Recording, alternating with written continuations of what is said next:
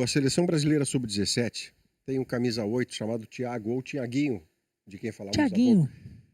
Ele vai decidir uma vaga agora contra o Paraguai, sexta passada, e ele é um dos cobradores, empatou o jogo, ele é um dos cobradores de pênalti na decisão. E o goleiro paraguaio lá, o Rojas Paraguai, o goleiro, ele fica fazendo aqui assim pro Thiaguinho. Uhum. Ele fica falando, ele provocou ele. Ele tenta desestabilizar o que é do jogo, vamos embora. Chegou perto Aí o Thiaguinho é uma egípcia. Nada, não mexe o músculo do rosto dele. Aí vai pra cobrança e o goleiro faz aqui, porque é comigo, porque eu tenho 4, porque não sei o que. Ele faz uma cavadinha que o goleiro vai dar com a cabeça na trave. Toma. E a bola entra no centro do campo. Isto ele só fez depois de perceber que o goleiro saiu. Alice, isso é a personalidade de um menino que tem que, olha só, tem que começar a titular o gauchão de 2025. Se ele for se desescalar depois, isso é outra coisa. Mas para esse Grêmio que a gente vê jogar, ele tem que começar o gauchão titular. Mas olha só, ele deu essa cavadinha, o Thiaguinho, né? E jogou muito bem a partida Se eu sou inteira. técnico dele, ele deu essa cavadinha, tudo certo, personalidade, ele não foi tirar onda do goleiro de novo, quer dizer, não, isso aqui pra mim pode tirar onda. Eu chegava pra ele dizer, olha, tudo bem, sabe? Maturidade, personalidade, mas não vamos fazer de novo isso Legal, aí. mas não faz mais, né? Ele fez isso contra o Esse RB. Thiaguinho ali, só pra finalizar, eu lembro muito do Carlos Miguel dizendo ele teve no Sem Filtro, o Carlos Miguel, há mais de um ano atrás, ele dizia, olhem o Thiaguinho tá mais pronto do que o Mac. O Carlos Miguel ficava com receio de dizer isso, porque ficava parecendo que ele estava diminuindo o Mac, né? E não era isso. Ele dizia, olha, este tá pronto. Há um ano atrás. Ele podia estar jogando já agora, e não no Campeonato Gaúcho só. Na Copa São Paulo, decisão de vaga para as oitavas. Oitavas de final na decisão. Contra o Bragantino, ele fez o mesmo pênalti, mesma cavadinha. Ontem eu recebi um outro vídeo de um jogo do Grêmio, do Sub-17 do Grêmio, também dele batendo pênalti. Era um outro jogo normal, não era um jogo de mata-mata.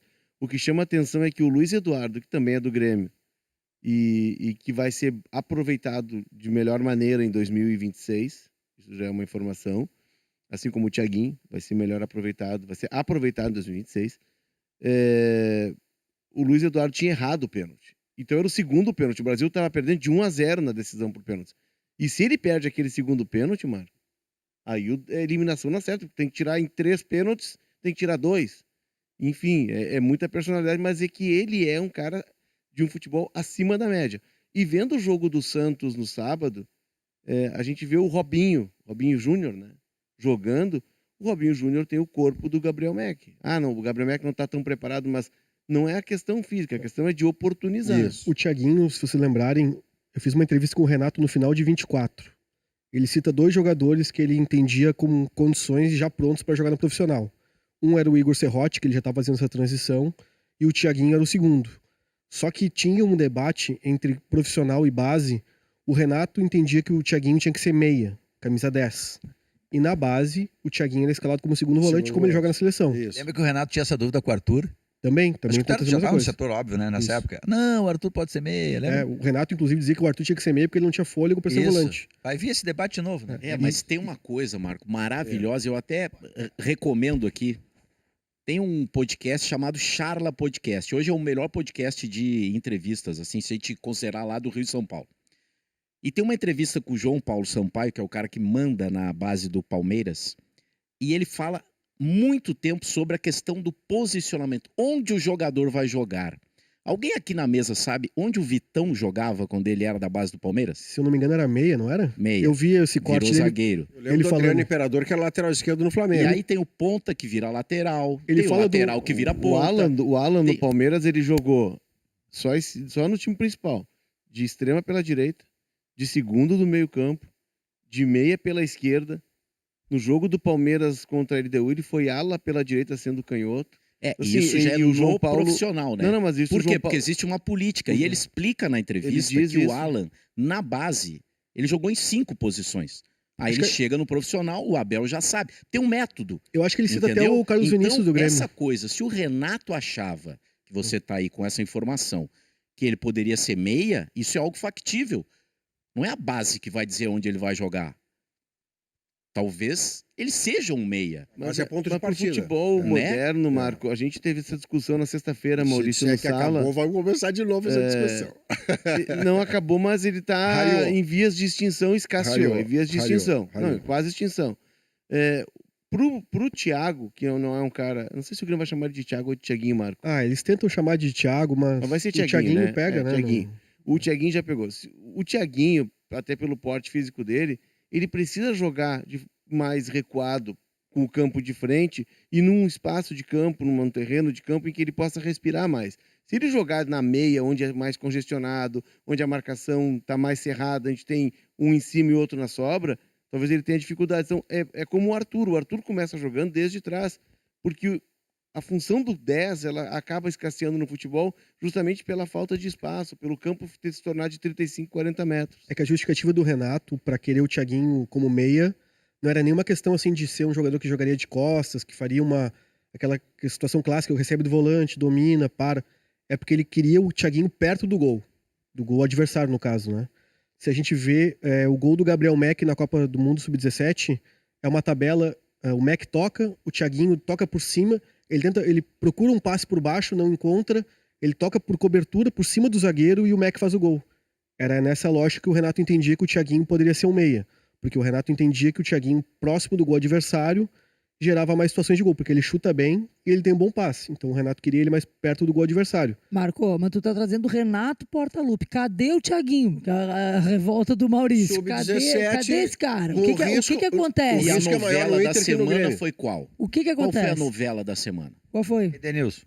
Renovação do Renovação Edenilson. do Edenilson. É isso. Sabe? Cadê o Vai Thiaguinho? ser Essa melhor é- aproveitado. Aham. Não sei. Não sei. É isso. Parece que eu tô vendo que vai surgir na província de São Pedro do Rio Grande do Sul, que eu menciono com orgulho, né? Porque a província de São Pedro do Rio Grande do Sul não é demérito, né? Pelo menos da maneira como o Érico Veríssimo montou lá a província de Santa Fé e tal. O debate se eles podem jogar juntos. Arthur e Thiaguinho podem jogar juntos, porque eles não marcam muito, eles são baixos. O Rio Grande do Sul tem meio que um fetiche, né? De tem que ter um volante alto necessariamente, né? Parece que eu tô vendo que vai vir esse debate. E o Grêmio do Mano Menezes, Léo tem toda a razão, né? Se é o Pelé pro executivo de futebol, né, Maurício? A tendência é que o Mano fique. Eu gostaria que o Grêmio ficasse com o Mano por convicção. Olha, eu vou montar um elenco para isso, um jogo mais de transição. E não porque a temporada é logo ali e vai com esse mesmo. Mas não deixa Espero de que não ser, seja. mas, Diogo, Parece que eu tô vendo que vai vir o debate novo. Eles não podem jogar juntos. tomara que não, porque essa mania de homem grande deixaria a Xavi e Iniesta sem jogar futebol por aqui, né? Poxa vida. Cada um dos dois tem 1,70 se quan- tiver. Então, pode melhor é puxar assim, a lista aí, né? pega o cara que joga bem, dota fisicamente de capacidade de enfrentamento com o brucutu que vai querer jogar o cara no alambrado, Isso. ele fica de pé e só se joga futebol ficando de pé. É que esse argumento, Senão você fica sentadinho com os braços para cima lá, Cristo Redentor, não joga. é que esse argumento atual, o Dodge e o Arthur não são gigantes, né? Então, na prática, o Mano Mas eu já tá digo assim, escalando o dois caras gigante é que são mais altos. um marcador, sabe? Um cara Não, é. que a gente discutiu muito, olha, pra jogar o Arthur, tem que jogar o Dodge, porque o Dodge é o operário, é o cara que carrega o piano, né? Esse debate vai vir logo em seguida. Será que pode não dá ter eu para não sei negociar se com o- Ejar, Arthur e Thiago? Eu não sei, Maurício, se o Thiago, quando chegar no profissional, embora a gente já reconheça nele virtudes que fazem dele uma grande promessa, ele vai sair jogando naturalmente. Ele vai ter um processo de transição. E aí ele vai catar o lugar dele no time. O ponto é que ele não pode, com todo esse talento, com todo esse potencial que a gente está vendo, estar treinando e jogando no Sub-17 e no Sub-20. Ele já tinha que estar convivendo com o profissional, treinando com o profissional. Assim como foi feito, Marco, com o Luiz Eduardo.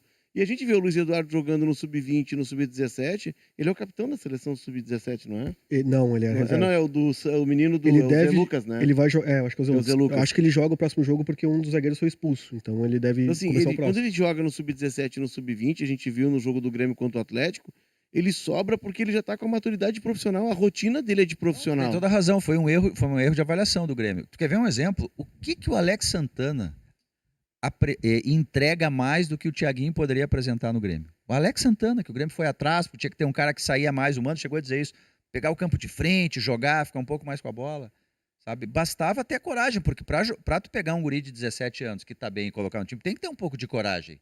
É transição, ele vai ter instabilidade, nem sempre vai jogar bem, ok. Mas tu tem que ter coragem se tu acha que ele é um bom jogador.